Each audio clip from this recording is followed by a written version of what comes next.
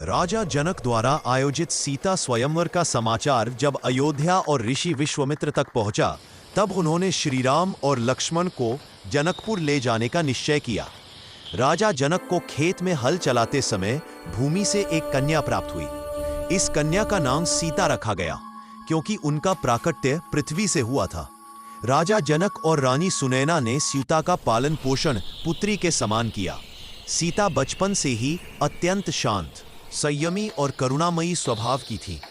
राजा जनक के छोटे भाई कुशध्वज की दो पुत्रियां थीं, मांडवी और श्रुतकीर्ति। ये दोनों सीता की बहनें नहीं, बल्कि चचेरी बहनें थीं। रानी सुनैना की बहन की पुत्री थी उर्मिला, जो सीता की सगी बहन समान थी। चारों कन्याएं एक साथ पली बढ़ीं और आपस में गहरा स्नेह रखती थी। कहा जाता है कि बाल्यावस्था में सीता ने धनुष के संदूक को सहज रूप से हिला दिया था।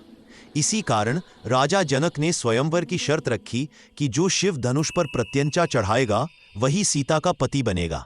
मिथिला नगरी में राजा जनक ने स्वयंवर की घोषणा की।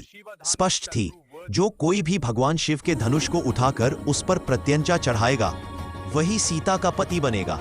यह धनुष साधारण नहीं था। अनेक राजाओं, योद्धाओं और वीरों ने प्रयास किया, पर कोई भी उसे हिला तक नहीं सका। जब श्रीराम की बारी आई, उन्होंने अत्यंत सहज भाव से धनुष को उठाया। कोई अहंकार नहीं, कोई प्रदर्शन नहीं।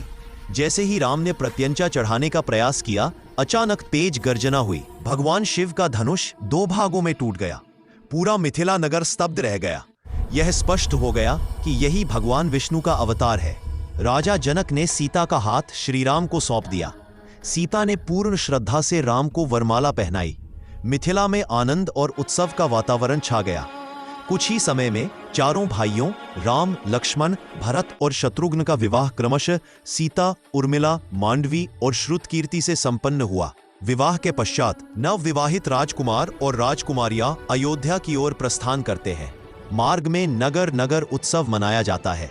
लोग राम को देखकर समझ जाते हैं कि यही भविष्य के आदर्श राजा है। जैसे ही अयोध्या के द्वार खुले, नगर दीपों से जगमगा उठा।